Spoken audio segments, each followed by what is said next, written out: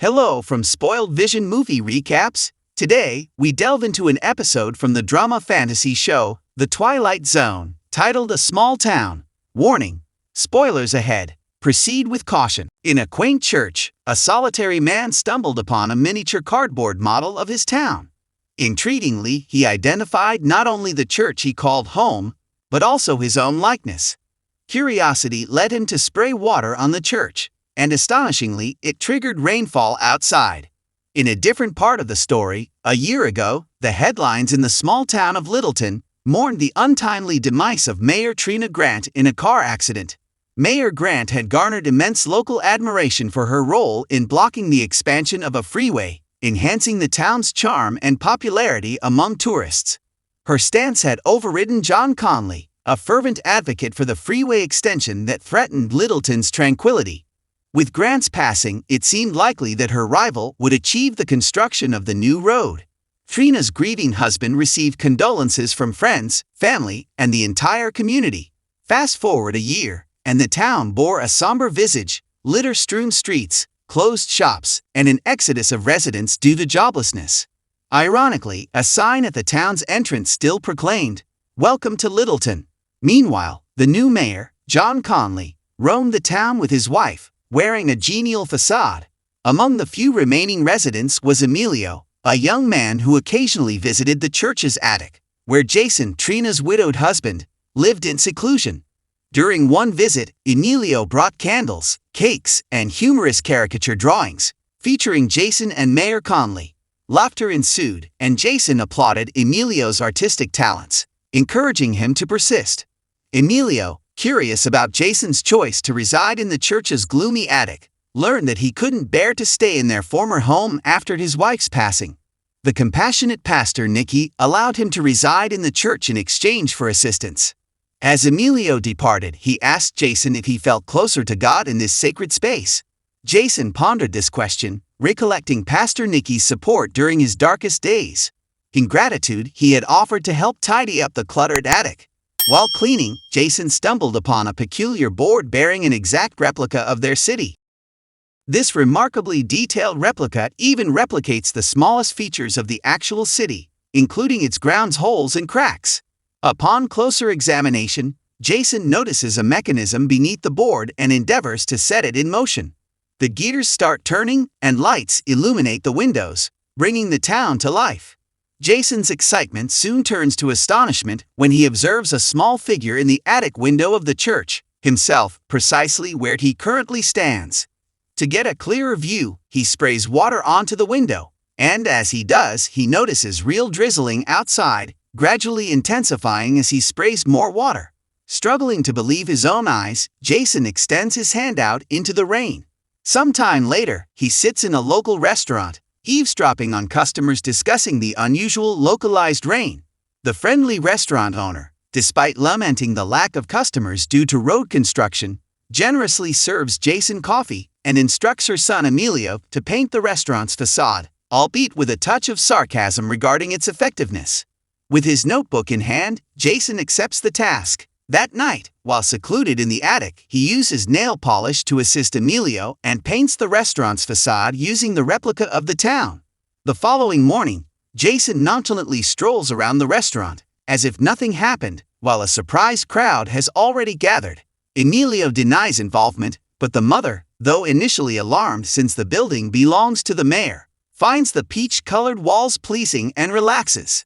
On his way out of the church the next morning, Jason spots a campaign poster for Conley's election. He carelessly removes it from the church fence and discards it. In that moment, he hears an elderly woman's cry in pain due to a twisted ankle caused by a large hole in the ground. He assists her and listens to the complaints of the city's older residents about the persistent hole and other city issues. They gesture toward a suggestion box for the mayor, noting that it must have been ages since he last checked it. Jason grasps the significance without a word and promptly takes the suggestion box to his attic. Miraculously, the town's issues start resolving effortlessly. Holes are patched, debris vanishes, roads are cleaned, and even a hungry dog receives an enormous bone from Jason's plate, which appears considerably larger in the real world. The following morning, Jason strolls through town, basking in the residents' positive reactions to the overnight transformations. Inside the restaurant, he witnesses Mayor Conley reprimanding Emilio and his mother for the unapproved color. Jason intervenes, causing an uncomfortable moment for the mayor by invoking the memory of his deceased wife. Jason then visits a shop where customers discuss the town's improved conditions, contemplating the possibility of not needing to leave since everything is getting better. Jason contributes to the conversation, hinting at the town having a guardian angel now. A man in the shop attributes these changes to Mayor Conley and suggests voting for him in the next election. Jason objects, emphasizing that it won't be a re-election but an initial election since Conley assumed office without being elected due to his wife's untimely death. A woman nearby insists that the manner of Conley's ascension doesn't matter as long as he does his job. The man offers a toast to the mayor's health, but Jason politely declines and departs. As night falls, Jason once again works on the replica, brainstorming ways to boost the town's appeal to tourists. He constructs a massive glowing sign reading Littleton, America's smallest magical city. The town soon teems with tourists, the gas station has long lines, and the restaurant's parking lot is packed. The town's residents' spirits soar, and even Sunday Mass is overflowing with attendees. Pastor Nikki warmly greets those she hasn't seen in a while, attributing their town's revival to a series of miracles. She doesn't know the identity of this mysterious helper, but believes they should express gratitude. Some parishioners speculate that the new mayor might be the helper. Conley's spouse queries him about it, but he simply shrugs.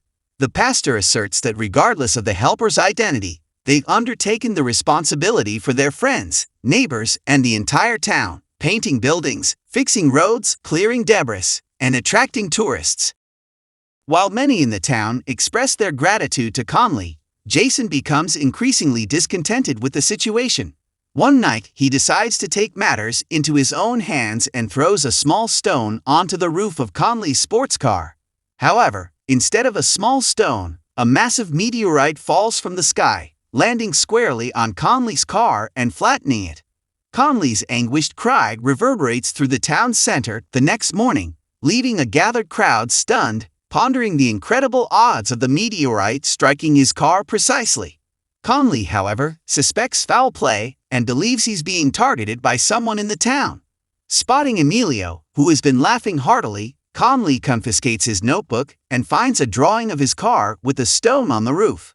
The mayor erupts in fury, blaming Emilio for everything, but his mother defends him, demanding proof. The townspeople rally behind them, prepared to leave, but Conley delivers a passionate speech about his good intentions and wins back their favor. Unseen, Jason decides to impart a lesson to Conley and introduces a massive spider onto the replica.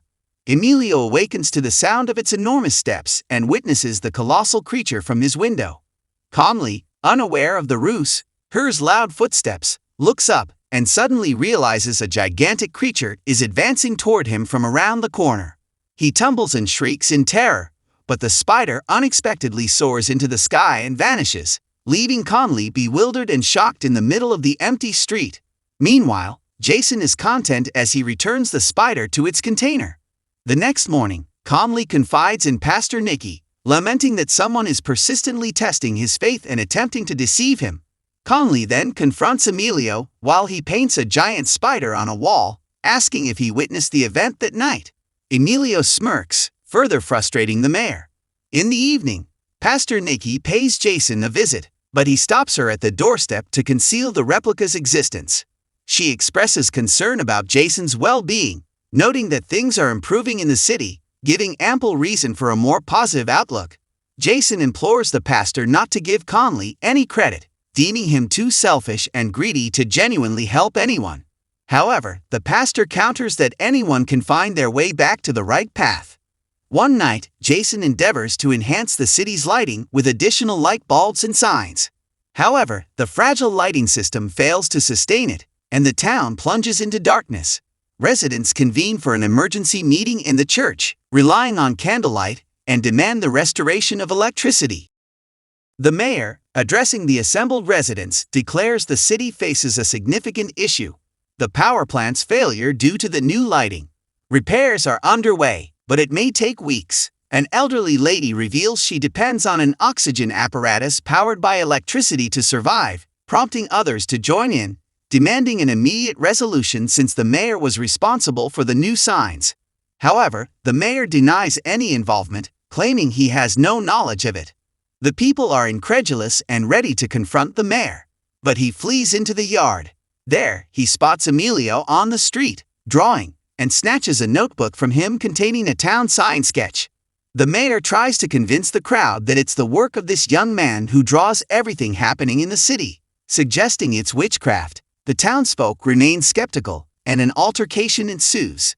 Unexpectedly, Jason intervenes and confesses everything, explaining his well-intentioned desire to assist the town and its residents. He showcases some of the wonders from his attic to provide proof. He then places his gold wedding ring beside a photograph of his deceased wife, expressing his sense of failure. At that moment, Mayor Conley arrives with his entourage and discovers Jason's secret. Conley becomes intrigued by the replica's potential and envisions transforming the town into a second Vegas. Jason firmly opposes the idea, leading to a brief scuffle that culminates in the replica toppling over and crashing. In the real city, chaos ensues, and residents grapple with how to restore their town. Amidst the wreckage, Jason reassures the inhabitants, pointing to his colossal wedding ring in the middle of the street, indicating that they already have the means to rebuild. Journalists on the scene begin reporting on the discovery of the largest single piece of gold ever found. Make sure to subscribe and turn on notification for more movie recaps.